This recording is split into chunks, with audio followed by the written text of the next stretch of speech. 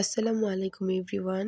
ফেসবুকে সফলতা পেতে হলে এর সঠিক গাইডলাইন মেনে চলা জরুরি। এর মধ্যে অন্যতম হলো যার পেজে ভিডিওগুলো নিজের ভয়েস দিয়ে আপলোড করা সবচাইতে বেটার অপশন। এজন্য ঠান্ডায় গলা বসে যাওয়ার পরেও নিজের ভয়েসটি দেওয়ার চেষ্টা করছি এবং গলা ভাঙা অবস্থায় ভয়েস দেওয়ার জন্য আন্তরিকভাবে দুঃখিত। আমি আপনাদেরকে কেক নিয়ে কোনো সাজেশন দিব না, তবে নিজের অভিজ্ঞতা থেকে পাওয়া কিছু টিপস শেয়ার করব যা আপনাদের খুব কাজে আসবে। প্রথমে আমি কেকটিকে ৩টি স্লাইস করে নিয়েছি। কেকের স্লাইসগুলো সমান করে করার চেষ্টা করবেন, এতে করে কেক কাটার পরে পিসগুলো দেখতে অনেক সুন্দর হয় এবং যারা সেল করবে তাদের জন্য এই জিনিসটি অনেক গুরুত্বপূর্ণ। কারণ যখন কাস্টমার কেকটি নিবে, স্লাইস করার পরে যখন কেকের লেয়ারগুলো খুব সুন্দর দেখা যাবে, তখন মনে হবে যে কোনো মার্জনীয় ব্যক্তি এই কেকটি বানিয়েছে, হয়তো সে অনেক রুচিসম্পন্ন ব্যক্তি। এরপর পাইপিং ব্যাগ দিয়ে কেকের মধ্যে ক্রিম দেওয়ার চেষ্টা করবেন, এতে করে ক্রিমটা চারিদিকে সমানভাবে স্প্রেড হয়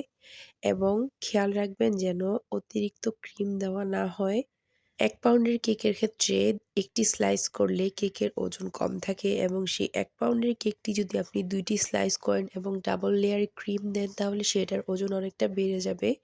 এটা কাস্টমারের চাহিদার উপরে ডিপেন্ড করে। সবসময় চেষ্টা করবেন কেকের নিচের সাইডটা উপরে দেওয়ার জন্য, তাহলে উপরের জায়গাটা অনেক সমান থাকে। ক্রিম দেওয়ার পরে একদম লেবেল হয়ে যায়। এখন আমি কেকের সাইডটা মুছে নিব, আর এক্ষেত্রে কিচেন টাওয়ালগুলো ইউজ করলে ভালো হয়। আর এই টাওয়ালটা দিয়ে শুধুমাত্র আমি কেকের কাজই করে থাকি, আর এটি ভিজিয়ে কাজ করলে অনেক সুন্দর মুছে যায়। আমি সবসময় ক্রাম কোট করে ফ্রিজে রেখে দেই, তাহলে উপরে ক্রিমটা খুব সুন্দরভাবে বসে। এখানে আমি পিচ কালারের ক্রিমটি ব্যবহার করেছি, আর মোবাইলে এক্স্যাক্টলি কালারটা বোঝা যাচ্ছে না। সরাসরি কেকটির কালার অনেক সফট এবং সুন্দর ছিল। এরপর আমি ছোট একটি প্যালেট নাইফ দিয়ে আলতো হাতে ফিনিশিংটা দিয়ে দিব।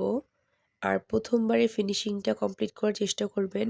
যখন এবড়ো-থেবড়ো হয়ে যাবে, এর ফিনিশিং সহজে আসতে চাইবে না। কেকের কাজগুলো অনেক ধৈর্য সহকারে করতে হয় এবং সব কাজগুলো আলতো হাতে করতে হয়।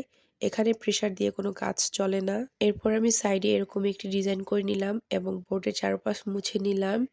আর এখানে আমি আজকে প্যালেট নাইফের কাজ করব। আর প্রথমবার যেহেতু করছি, সেহেতু কিরকম হবে সেটা আমি বুঝতে পারছি না। যেহেতু প্রথমবার করেছি তাই একটু সমস্যা হয়েছে, কিন্তু প্রথমবার হিসেবে নিজের কাছে অতটাও খারাপ লাগেনি। আপনাদের চোখে ভিডিওটি পড়লে একটু জানাবেন যে প্রথমবার হিসেবে ঠিক কেমন হয়েছে। বাংলাদেশে প্যালেট নাইফের কাজ তেমন একটা চলে না, তবে বাইরের দেশগুলোতে এই কাজগুলোকে খুব প্রায়োরিটি দেওয়া হয়। আর আমার তো নতুন নতুন জিনিস দেখলে ট্রাই করতে ইচ্ছে করে, সেইটা আর না করে থামি না। তো যেহেতু কেক বানাই, এজন্য চেষ্টা করলাম এই কাজটি একটু ট্রাই করে দেখি কেমন হয়। যে কোনো ফুলের মাঝখানে এরকম করে রেণু দিলে ফুলটি আরো সুন্দর হয়।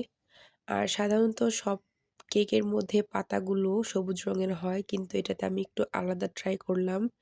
একটু নীল রঙের দিয়ে দেখলাম কেমন লাগে, ভালোই লাগছিল। তেমন একটা খারাপ লাগছিল না। নরমাল একটি কেক ডেকোরেশন করতে ২০ থেকে ২৫ মিনিট, সর্বোচ্চ ৩০ মিনিট লাগে।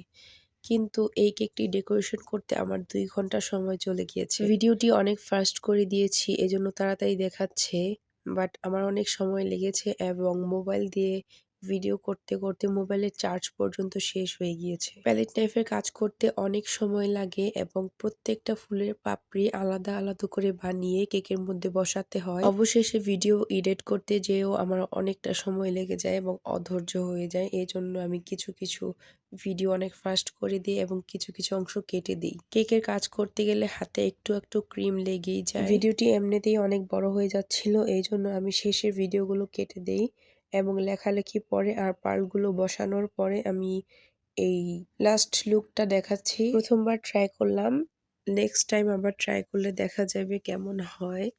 তো প্রথমবার হিসেবে কেমন হয়েছে আপনারা জানাবেন। মানুষ তো সব কাজই প্রথমবার করে, তারপরে আস্তে আস্তে সেইটাতে অনেকটা এক্সপার্ট হয়ে যায়।